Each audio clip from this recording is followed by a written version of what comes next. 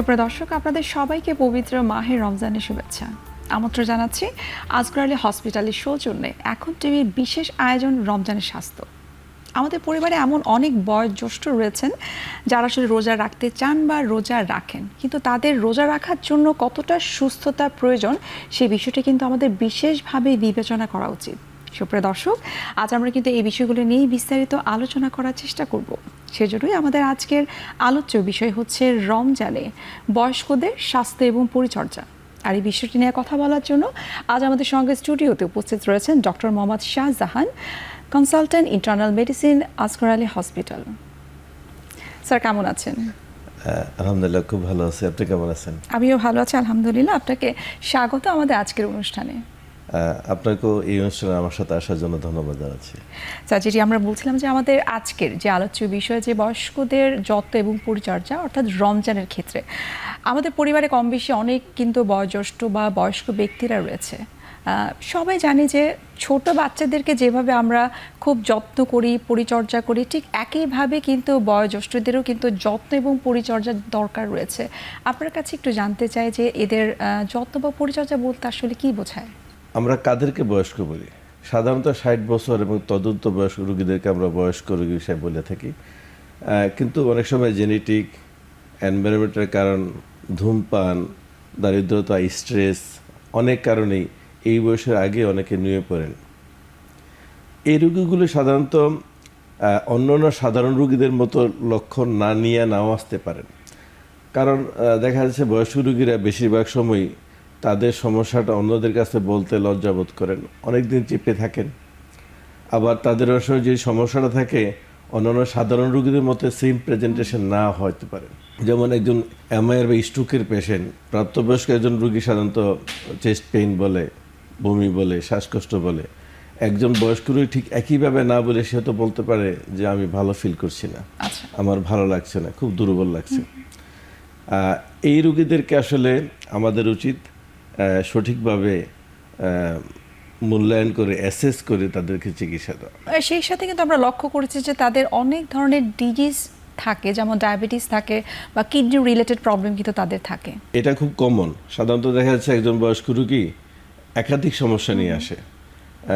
যেমন ধরেন একজনের হঠাৎ করে স্ট্রোক হলো, স্ট্রোক হলে তার মুভমেন্ট কমে যায়।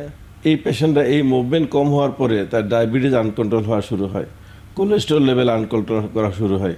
কদিন পরে দেখা যায় এই রুগীটাই একটা এমআই নিয়ে চলে আসে, যার ফলে একজন বয়স্ক রোগী একাধিক সমস্যায় ভুগতে থাকে। আপনি প্রায় দেখবেন আমাদের দেশের, আমরা অনেক বয়স্ক রোগী, আমাদের দেশের রোগীরা বড় একটা বাটি থাকে কাবার দেওয়া, যেটার মধ্যে অনেক রকমের ওষুধ থাকে।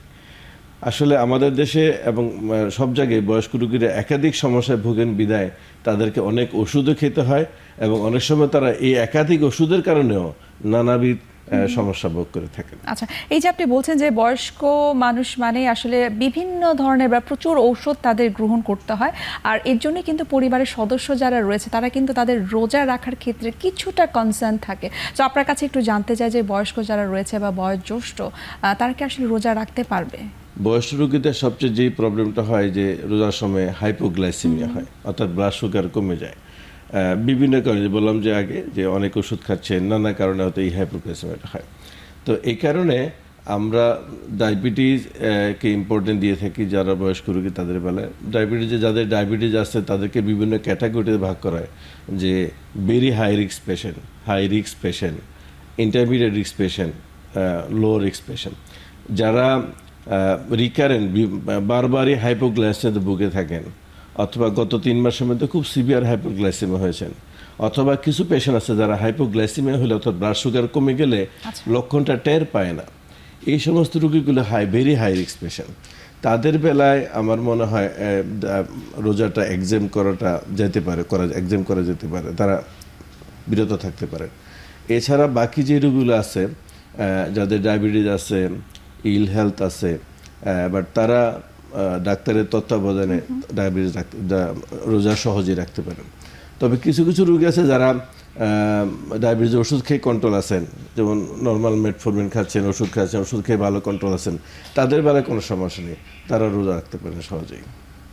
আচ্ছা, এই বিষয়গুলো নিয়ে স্যার আমরা আরেকটু বিস্তারিত জানবো যে একজন বয়স্ক ব্যক্তি বা বয়োজ্যেষ্ঠ তারা আসলে রোজা রাখার জন্য কি কি বিষয় মেনটেন করবে বা রোজা রাখার পূর্বে কোন কোন টেস্ট দ্বারা তারা নিশ্চিত হতে পারবে যে তারা আসলে রোজা রাখতে পারবে। তবে একটা বিরতির সময় হয়ে গেছে।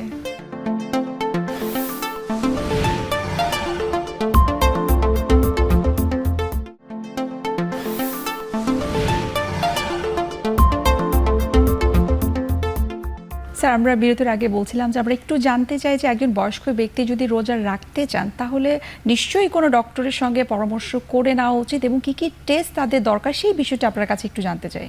বয়স্ক রোগীদের যেহেতু অনেকেই ব্লাড প্রেশার, কোলেস্টেরল, ডায়াবেটিস রোগে ভুগে থাকেন, এই জন্য আমার পরামর্শ থাকবে তারা যেন রোজা শুরু হওয়ার আগেই নিয়মিত তাদের ব্লাড প্রেশার চেক করে এবং তাদের যে ওষুধটা খাচ্ছে ওষুধটাকে রোজা শুরু হওয়ার আগেই ফিক্স করে নেয়, যাতে রোজা শুরু হলে এই ব্লাড প্রেশারের তারতম্যটা বেশি সমস্যা না করে রোজার জন্য।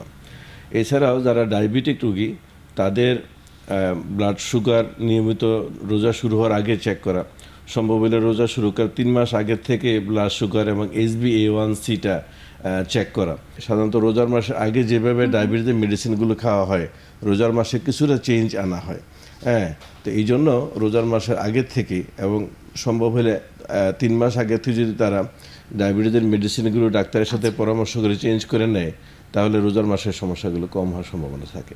আচ্ছা, এক্ষেত্রে যারা আসলে রোজা রাখতে চান তারা আসলে রোজার সময়টাতে, রোজা রাখা অবস্থায় কোন সময়টাতে আসলে তারা ব্লাড সুগারটা চেক করবে বা কতদিন পর পর চেক করলে তারা আসলে বুঝতে পারবে যে না তারা রোজা রাখার জন্য আসলে এলিজিবল? যারা আসলে low risk and intermediate group তাদের বেলা তারা নিয়মিত যেভাবে সুগার চেক করে খাওয়ার আগে পরে সেভাবে করলেই চলবে, কিন্তু যারা বেরিয়ে হাই রিস্ক গ্রুপ তাদের বেলায় হয়তো এই চেকটা একটু ঘন ঘন করতে হবে, যাতে করে তারা বুঝতে পারে যে তাদের ব্লাড সুগারটা কোন দিকে যাচ্ছে বা হঠাৎ করে যেন হাইপো না হয়ে যায়। আপনি এই বয়স্ক ব্যক্তিদের জন্য যারা রোজা রাখতে চান সে সম্পর্কে অনেকগুলো বিষয় আপনি নিয়ে আসলেন যে কাদের হাইপো হতে পারে বা কাদের হাইপার হতে পারে বা হাইপারটেনশন যাদের রয়েছে তাদের আসলে কিভাবে যত্ন নেওয়া উচিত। এক কথায় যদি আমরা বলি যে কম্প্রিহেন্সিভ জেরিয়াট্রিক অ্যাসেসমেন্ট, সেটি বলতে আসলে কি বোঝায় এবং এটি কেন আসলে বয়স্কদের জন্য দরকার বেশি? অ্যাকচুয়ালি কম্প্রিহেন্সিভ জেরিয়াট্রিক অ্যাসেসমেন্ট এই সিস্টেমটা শুরু হয়েছিল 1930 সালে।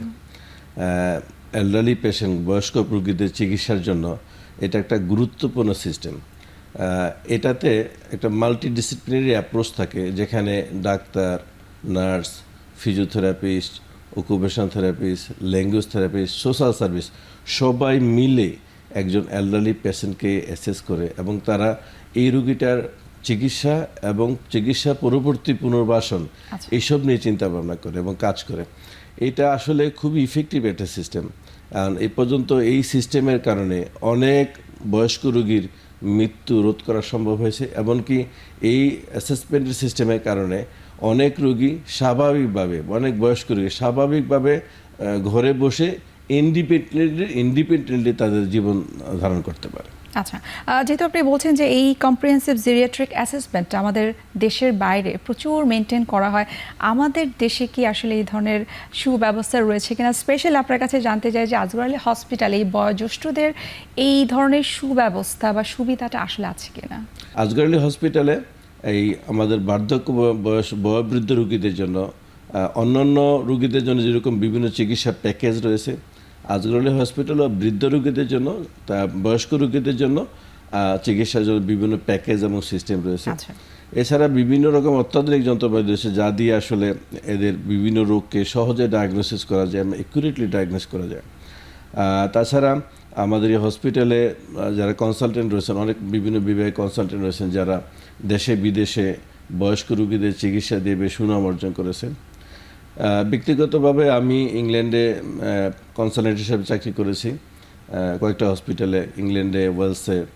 তো প্রত্যেকটা জায়গায় আমার একটা রুগীদের একটা ভালো অংশ ছিল বয়স্ক রোগী, এবং আমি এদের সাথে কাজ করেও বেশ এনজয় করেছি, অনেক কিছু জানতে পেরেছি, অনেক রুগীদের উপকার করতে পেরেছি। তা আমি আশা করি আমাদের দেশেও অন্যান্য সব রোগীদের পাশাপাশি বয়স্ক রোগীদের চিকিৎসা ব্যবস্থা আমরা উন্নত করতে পারবো এবং বয়স্ক রোগীদেরকে সুন্দর চিকিৎসা দিতে পারবো। যেটা আপনি বলছেন যে আজগর হসপিটালে এই বয়োজ্যেষ্ঠদের জন্য সুব্যবস্থা রয়েছে, সুচিকিৎসা, সেক্ষেত্রে আপনার কাছে জানতে চাই যে আপনি একজন ইন্টারনাল মেডিসিনের কনসালটেন্ট হিসেবে একজন বয়োজ্যেষ্ঠ ব্যক্তিদের আসলে কি কি পরামর্শ দিয়ে থাকেন যে রোজা রাখার জন্য কোন কোন বিষয় আসলে মেনটেন করা উচিত? আমরা জানি যে এটার মধ্যে হাঁটার বিষয়টা চলে আসে, ব্লাড সুগার টেস্টের বিষয়টা চলে আসে, সেটা একটু আপনার কাছে জানতে চাই। হ্যাঁ, বয়স্ক রোগীদের রোজার ব্যাপারে একটা বিষয় আছে নিউট্রিশন, তার পুষ্টিটা তাদেরকে খেয়াল রাখতে হবে। আমি যেন পরিমিত পরিমাণ আহার করি, ব্যালেন্স ডায়েট যেটা, যাতে এখানে কার্বোহাইড্রেট, প্রোটিন, ফ্যাট এগুলো সব কিছু যেন কম্বিনেশন থাকে। এবং তারপরে পানি যেতে বিষয়টা, যেহেতু আমরা বলি যে এভারেজ দিনে 2 লিটার বা তার থেকে একটু বেশি পানি পান করা, কারণ এর চেয়ে কম পানি পান করলে পেশেন্ট ডিহাইড্রেশনে ভুগতে পারে।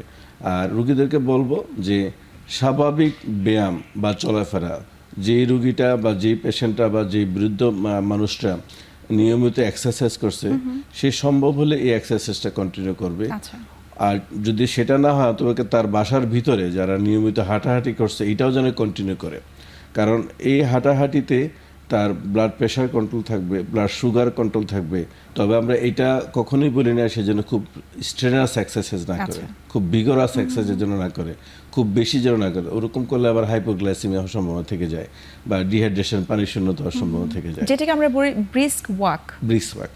হ্যাঁ, সে তার সুবিধা মতো, কারণ এগুলো যে ইন্ডিভিজুয়াল ভেরিয়েশন, কে কার মতো কতটুকু করতে পারবে। একজন পেশেন্ট যে রেগুলার হাঁটতেছে তার জন্য হয়তো অনেক দূরে হাঁটা কোনো সমস্যা না, আবার যিনি হাঁটতে পারছেন না সেটা আসলে তার জন্য ওই রুমের ভিতরে হাঁটাটাই তো অনেক বেশি কিছু। কাজেই প্রত্যেকে তার অবস্থা বুঝে, তার শারীরিক অবস্থা বুঝে সেই জন্য ওইটা ব্যায়ামটা করে। স্যার, আমরা আরও বিস্তারিত জানবো আপনার কাছ থেকে, একটা বিরতির সময় হয়ে গেছে।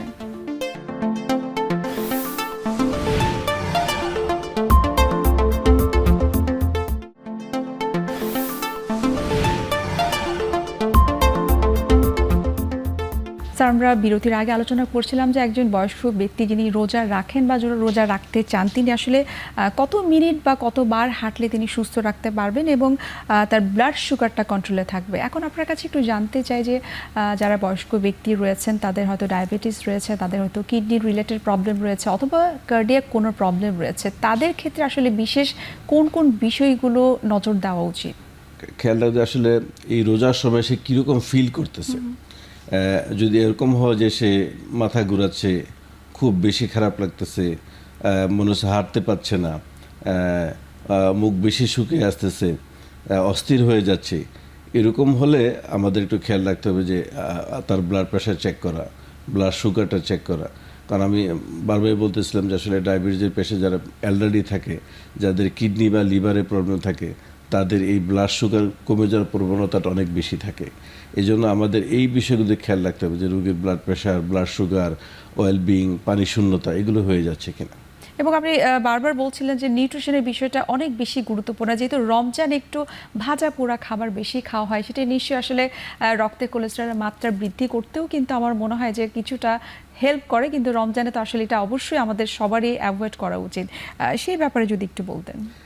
আসলে আমাদের দেশে তো এটা একটু ট্রেডিশন হয়ে গেছে, রমজান মাসে ভাজা পোড়া বেশি খাওয়া, পেঁয়াজ ও সিঙ্গারা সমোচা না হলে তার সঙ্গে রমজান হচ্ছেই না।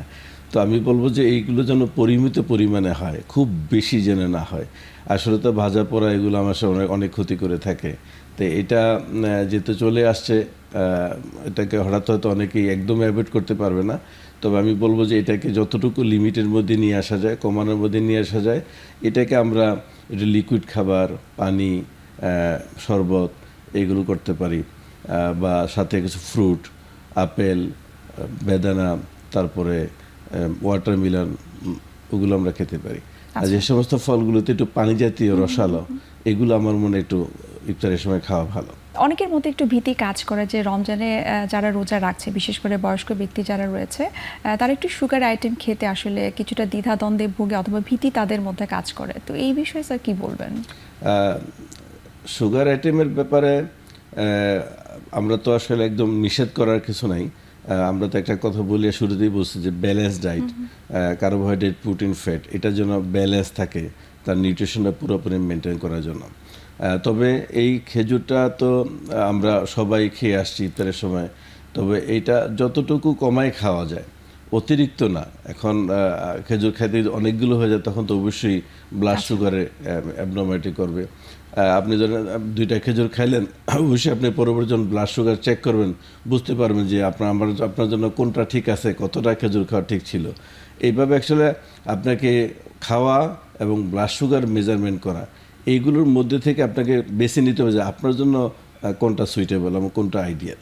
আচ্ছা, এগুলোতে ইন্ডিভিজুয়াল ভেরিয়েশন থাকে, এক একজন এক এক রকম। আমি তো আসলে বললামই, কারণ মানুষের চলাফেরা, জীবনযাত্রা, ধূমপান, এগুলোর উপরে এক একজন দেখবেন যে 70 বছর বয়সে একজন মানুষ সুন্দর টাই পরে বসে আছে, সে রিক্সা চালাচ্ছে, সাইকেল চালাচ্ছে, আবার একই বয়সে একজন মানুষ বিছানা থেকে উঠতে পারছে না। আচ্ছা। এগুলো পুরাটাই নির্ভর করে তার ইন্ডিভিজুয়াল ভেরিয়েশন, তবে তার এক্ষেত্রে জেনেটিক। স্যার যদি আমরা বলি যে সার্বিকভাবে একজন বয়স্ক ব্যক্তি যদি রোজা রাখেন, এক্ষেত্রে কিন্তু পরিবারের ভূমিকাটাও নিশ্চয়ই অনেক বেশি গুরুত্বপূর্ণ তার যত্নের ব্যাপারে। অবশ্যই পরিবারকে অবশ্যই খেয়াল রাখতে হবে, কারণ আমি কিছু কিছু সিমটম যারা ডায়াবেটিস রোগী যারা রোজা রাখেন, কিছু হঠাৎ করে দুর্বল ফিল করা, শরীর ঘাম দেওয়া, একটু অস্থির ফিল করা, আচ্ছা। এরকম হলে অবশ্যই পরিবারের লোকজন তাকে খেয়াল রাখতে হবে। আর যদি খেয়াল না রাখেন সেক্ষেত্রে হয়তো একটা ডিজাস্টারের সম্ভাবনা থাকে। অর্থাৎ ব্যক্তিগতভাবে সচেতন হওয়াটা অনেক বেশি গুরুত্বপূর্ণ, সেই সাথে পরিবারের সদস্যদের যত্নের বিষয়টা অনেক বেশি গুরুত্বপূর্ণ। অবশ্যই। স্যার আপনাকে অসংখ্য ধন্যবাদ এত চমৎকারভাবে কিছু গুরুত্বপূর্ণ তথ্য আমাদেরকে দেওয়ার জন্য। আপনাকে অশেষ ধন্যবাদ নুসরাত, ভালো থাকবেন। সুপ্রিয় দর্শক, এতক্ষণ আপনারা দেখছিলেন আজগর আলী হসপিটালের সৌজন্যে এখন টিভির বিশেষ আয়োজন রমজানের স্বাস্থ্য। আশা করি আমাদের আজকের আলোচনার মাধ্যমে যারা বয়স্ক ব্যক্তি রয়েছেন বা বয়োজ্যেষ্ঠ রয়েছেন, তারা রমজানে খুব নির্বিঘ্নে বা নিশ্চিন্তে রোজা রাখতে পারবেন। দেখা হবে আবারও আপনাদের সঙ্গে আগামী পর্বে। সে পর্যন্ত আপনারা সবাই ভালো থাকুন, সুস্থ থাকুন। আল্লাহ হাফেজ।